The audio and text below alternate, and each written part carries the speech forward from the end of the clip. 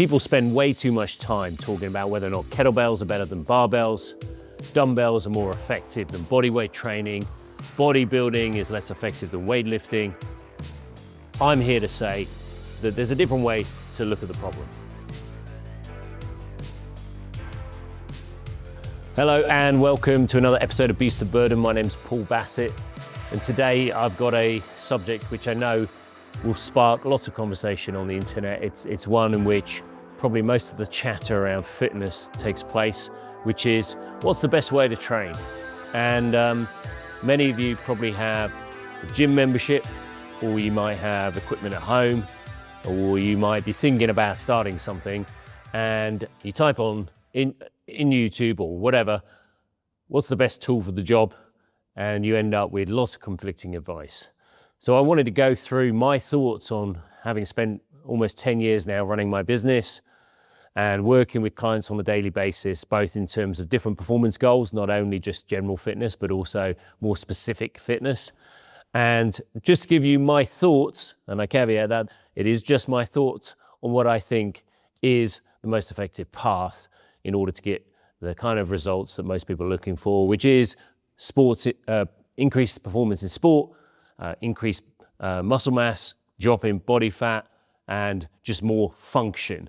So if you've been kind of thinking about starting a program, you can buy so many different programs online and you can talk to every person you meet and they'll always give you a different answer about what's the best tool for the job. And obviously they're going to choose the tool that they've seen results with. If you ask someone who's using kettlebells, they're going to say kettlebells are the best way to go. If you talk to someone who's doing bodybuilding, then they're going to talk about the effectiveness of the machines in the gym or the particular gym that they go to. And it can often leave you confused and somewhat kind of in a static position going, okay, I don't know which way to turn now. I might as well not do anything. And I get this question a lot whenever people phone me up. It's like they don't know what to do. They don't know if the time they're spending in the gym is going to be effective. They don't know how to use the machines properly, and they're not sure if that machine's going to get them the job, get the job done. And luckily, people just kind of isolated, overwhelmed, and generally not doing anything. And then obviously you see lots of people have achieved amazing physiques and amazing levels of athleticism using a variety of things. It doesn't matter. Whenever I go onto YouTube, I'm seeing people doing crazy lifts with barbells. I'm seeing people do ridiculous levels of skill with body weight. I'm seeing people throw kettlebells in the air and juggling them like they're nothing, or doing ridiculously long kettlebell sets and seeming to make it look easy. And they've all got fantastic physiques. They've all got very unique perspectives on how to get there, and they all seem to have very high levels of performance.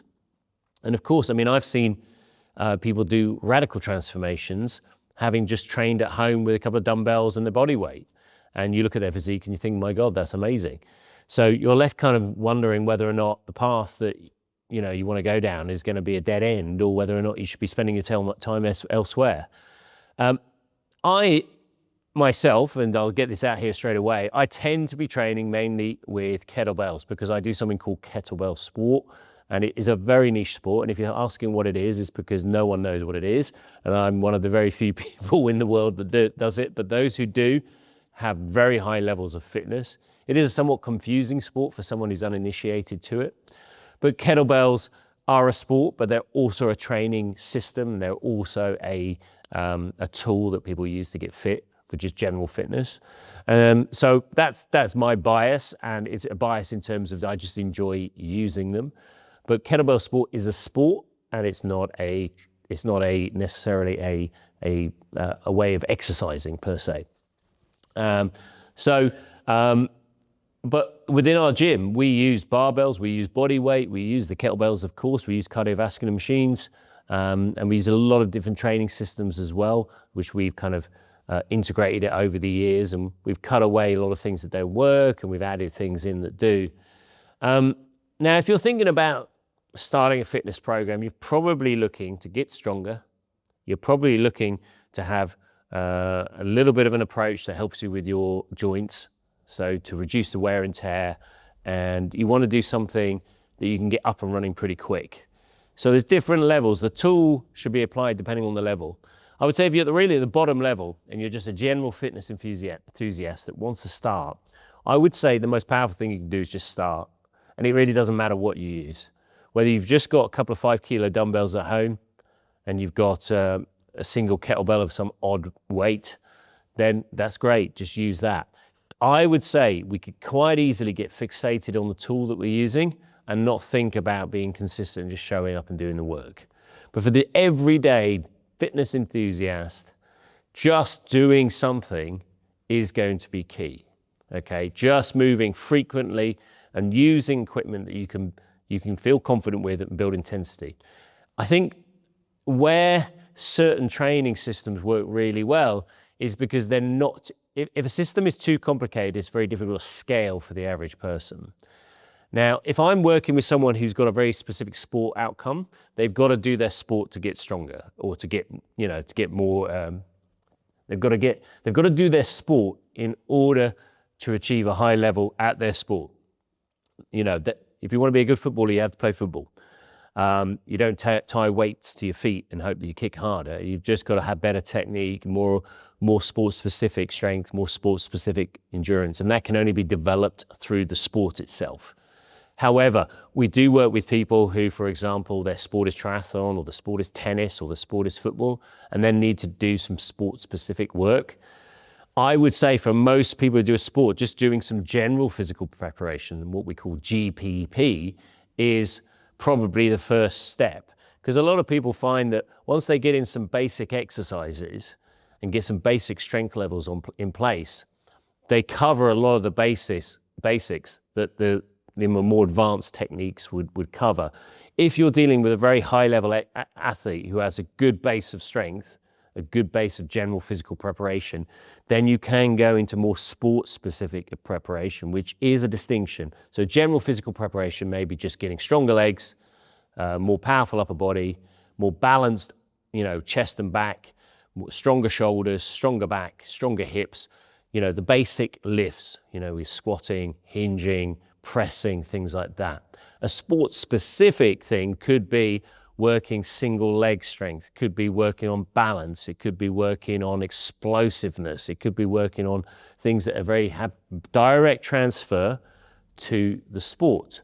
So if you're a javelin thrower, you might want to be working on some unilateral work. Because you're just throwing a javelin, you might be wanting to work on hip extension, something technical that's specific to the sport.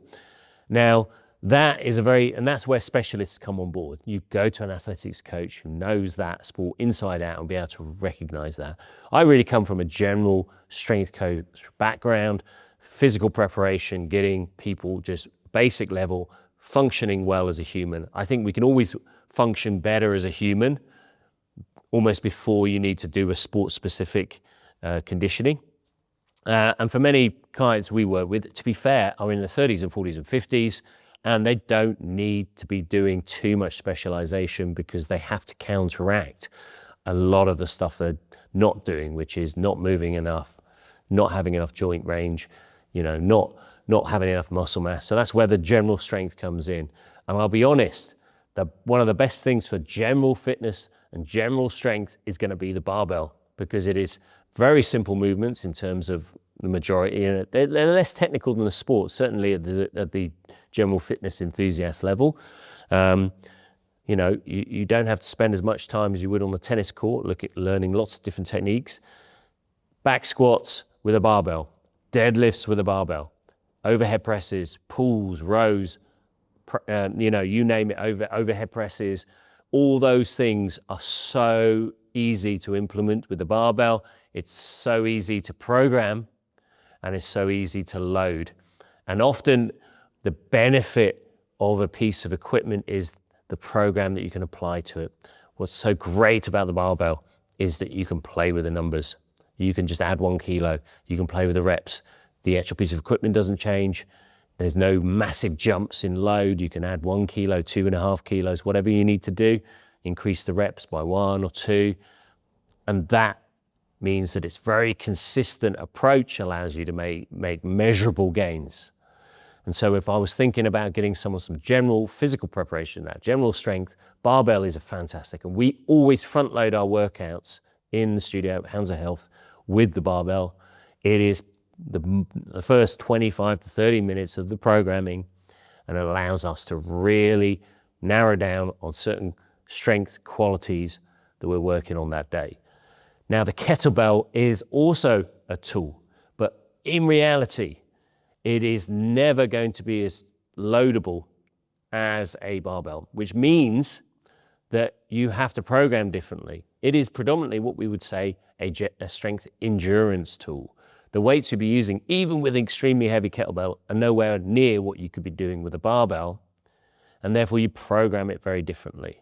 The barbell is something which, as I mentioned, is very programmable. You have to move. The barbell is straight. You have to adapt your body to the barbell, whereas the kettlebell can very much adapt to you. And it tends to be lots of circular motions. It tends to be very cardiovascular and fitness-based. So if you're treating the kettlebell as a strength and conditioning tool, your emphasis would want to be on volume. Your emphasis would want to be on duration, and it would also want to be on a variety of different movement patterns. So kettlebell complexes can be very effective, and they can be very time efficient. The great thing about the kettlebell is that it doesn't take up much space. And with a single 16 kilo kettlebell for a guy, or 8 or 12 kilo kettlebell for a woman, maybe a 24 kilo kettlebell for a guy, you can do a ton of very high level conditioning exercises in a really tight space very quickly. And the programming can be very elegant, and it's super effective. And for many people who are trying to build that just general strength and that general functional conditioning that allows them to live a really good life, the kettlebell is hyper effective. And that's why we utilize it frequently in classes. The bulk of our strength endurance work, that ability to do things for a long period of time, tends to be done with kettlebells. And it allows us to really challenge people. There's a lot of mental grit in anything that takes over, 30 seconds. And the barbell, typically sets aren't that long, are they? Barbell, you might be doing a set of 5, maybe a set of 15. But rarely do you go over 1 minute of work with a barbell. Whereas kettlebell, the duration can be very long, depending on the exercises you put together.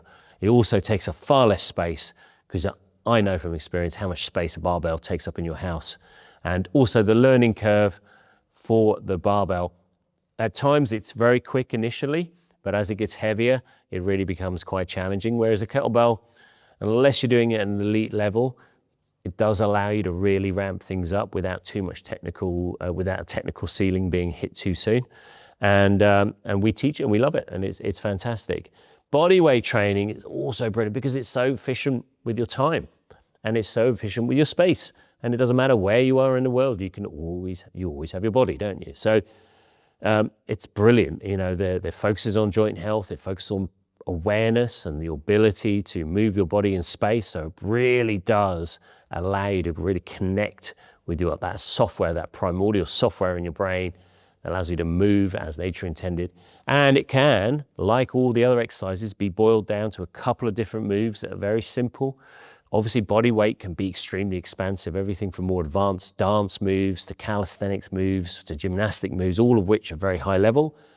But most people can benefit from very simple exercises such as press-ups and pull-ups and squats.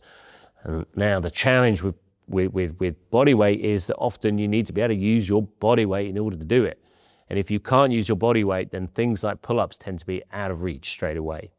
And there are ways of getting a pull-up when you only have body weight to utilize. Often it means losing weight.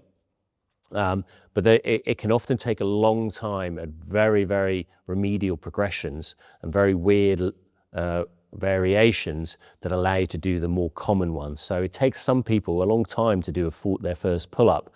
And it's not as easy as just doing one pull-up, because if you can't do one pull-up, then you can't even practice it. And so what I like to do is utilize body weight in addition to all the other modalities that we use.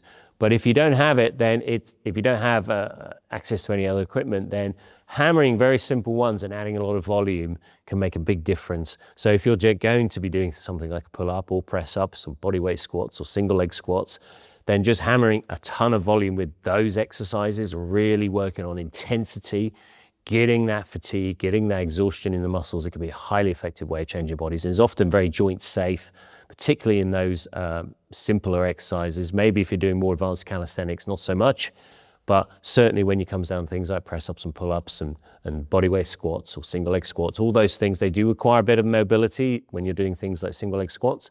And it is harder to train the lower body. It's not to say it's impossible. There's some very strong bodies with just training body weight for, some very strong legs for people who just train body weight, but it takes a little bit of thinking. And so if you're thinking about doing something, just think about what you have access to and what you're actually interested in. I think one of the biggest things that gets results is what are you likely to stick with? What do you actually enjoy? There's no point me giving kettlebells to someone and saying, this is your exclusive tool. This is the only thing you're going to use if they don't like it. But if you love using dumbbells, if you love using body weight, that's the thing to pursue, and you'll find a way of doing it. The key thing is to put a plan in place, to get develop the expertise and start learning a little bit more about what progression of those exercises might look like. I haven't talked about dumbbells, but I would also stick them in a bit like barbells, in the sense that, they often go hand in hand. A lot of people who do barbell work also would do dumbbell work. And also machine work and dumbbell work go hand in hand really well. They're hyper effective. I mean, I love dumbbells. They're such a great tool. They allow you to work on very specific muscle groups. They can go very heavy, and you can utilize them like you'd use a kettlebell or a dumbbell, a barbell, in terms of grabbing 2 40-kilo dumbbells and doing RDLs is a great way of really feeling the glutes. I think one of the benefits of dumbbells is it allows you to really build that mind-muscle connection.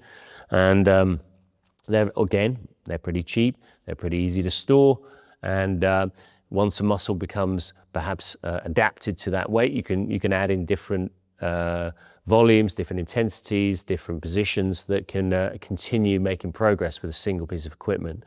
And if you couple these things, sometimes these modalities work really well in combination, and obviously that's where someone like myself and my team come in, because we've designed multiple pieces of equipment and exercises to work within one workout, so people can get the most out of all of those pieces of equipment. On days when we're doing bench press, we'll also work on some dumbbell work for the chest. On days when we're working legs, we might throw in some strength and endurance work with the kettlebell. We work with the cardio machines to work on conditioning. And so you don't be too fixated on the piece of equipment. Don't think it's the answer to all your problems. It could be, it might not be. There's always something that looks shiny and interesting, and the grass is greener attitude I've been guilty of. But I think if you just double down, one thing I do very well in my own training is that I have a pretty laser focus on what I need to do. I don't get too distracted on things, and I will stick to the same program for a long period of time. And really the effectiveness of any of these tools is going to come down to your application over a long period of time. All the best people, all the strongest people, they are not jumping from thing to thing to thing. They may have experimented in the past and they probably have a history of it, but they've really doubled down on some basics. And often I would say, and there's a little warning, there's people you see with amazing physiques just from using crazy kettlebell complexes. They've often built those physiques using other things. It's not to say they can't build it with kettlebells, but I would say lots of big muscular bodies don't tend to be built with kettlebells. Big muscular bodies tend to be built with heavier weights than that, but it's not to say you can't build big muscular bodies with kettlebells. It's just not always the best path to that. And I would say if you want to save your time, if you want to get as strong as possible, you want to get as jacked as possible, then being able to use challenging weights is really key, unless you're genetically predisposed to take on a lot of muscle. But that, I hope, was not confusing for you, and that it's maybe giving you a little bit to think about. If you're wondering how you might approach something, stick it in the comments, and I'm happy to give you some advice if I can. And until next week, please do like and share this podcast. If someone you think might benefit, then please do send it to them.